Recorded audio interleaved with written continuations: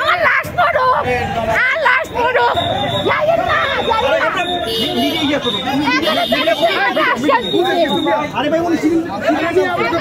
দর্শক, এই মুহূর্তে কিন্তু আপনারা দেখতে পাচ্ছেন 35 শিক্ষার্থীরা তারা কিন্তু আবারও সচিবালয়ের সামনে, এবং সেটি নিয়ে কিন্তু আসলে এখানে পুলিশ প্রশাসনে যারা রয়েছেন তারা কিন্তু তাদেরকে এই জায়গাটি ত্যাগ করার জন্য বলছে, এবং সেখানে 35 শিক্ষার্থীরা কিন্তু এখানে অবস্থান নিয়েছে।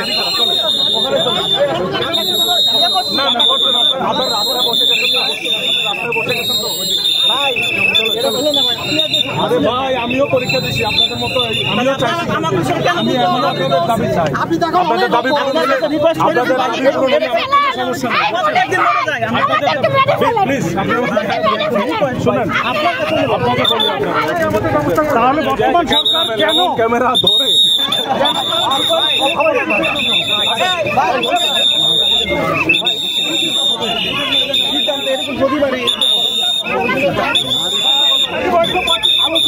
হবে না ভাই?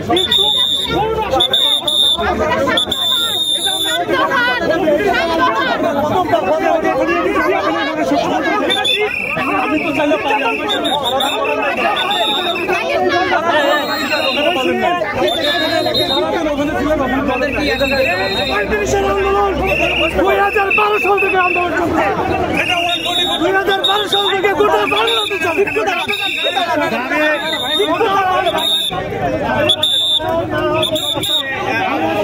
দর্শক, এই মুহূর্তে দেখতে পাচ্ছেন যে 35-এর যারা প্রত্যাশী রয়েছেন, চাকরিতে বয়সীমা 35, তারা কিন্তু এই মুহূর্তে অবস্থান করার জন্য এসেছে ঠিক সচিবালয়ের অভিমুখে, এবং সেখানে থেকে কিন্তু সেখানকার যে অবস্থা সেটি কিন্তু আপনাদের সামনে তুলে ধরা হচ্ছে। এবং আপনারা দেখছেন যে সেখানে 35 শিক্ষার্থী যারা রয়েছে তাদেরকে কিন্তু ঠিক এই যে সচিবালয় প্রাঙ্গণের যে রোডটি রয়েছে সেটি থেকে কিন্তু তাদেরকে সরিয়ে দেওয়া হচ্ছে, এবং সেই কারণে কিন্তু পুলিশ সতর্ক অবস্থানে রয়েছে, এবং তাদেরকে সবাই গুলি খেয়েছে, যারা এই বৈষম্য বিরোধী আন্দোলনকে প্যাট্রোনাইজ করেছে তাদের সিদ্ধান্তকে তারা ভায়োলেট করছে। তো আমরা বলতে চাই, মুইট সালের কমিশন যেখানে 35 বাস্তবায়ন করার জন্য বলছে, তারা কিভাবে ভায়োলেট করতে পারবে? বাংলাদেশে 35 হবে না, উন্মুক্ত হবে না ততক্ষণ পর্যন্ত এই আন্দোলন চলতেই থাকবে।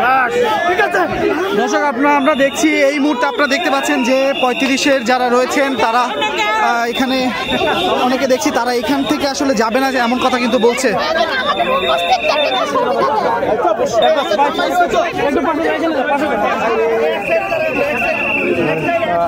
দর্শক, এই মুহূর্তে কিন্তু সচিবালয়ের সামনে থেকে আপনাদেরকে দেখানোর চেষ্টা করছি যে এখানে কি পরিস্থিতি বিরাজ করছে। আপনারা দেখতে পাচ্ছেন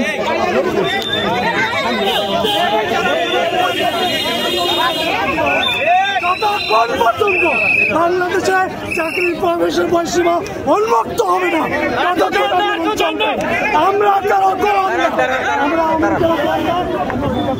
দর্শক, আপনাদেরকে সরাসরি আপনাদেরকে এখানকার পরিস্থিতি দেখানোর চেষ্টা করছি। ভাই, আমাদের কেন এখন বর্তমানে সবার চাহিদা পূরণ করতেছে, সবার দাবি পূরণ করতেছে। আমরা কি তাদের কাছে টাকা চাইছি, পয়সা চাইছি? আমাদের কি দামি ফ্ল্যাট দেন বলছি? আমরা বলছি চাকরির আবেদনের সুযোগ দেন রে ভাই।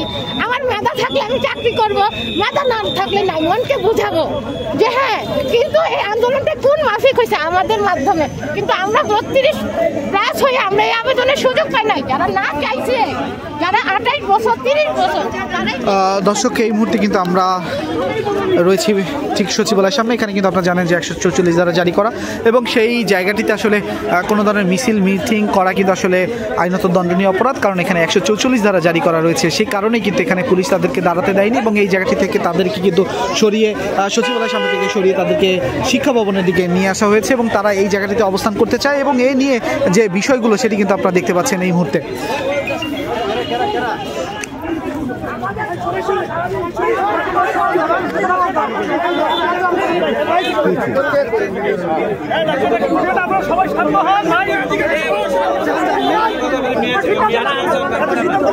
আপনার যারা পরিশ্রম তারা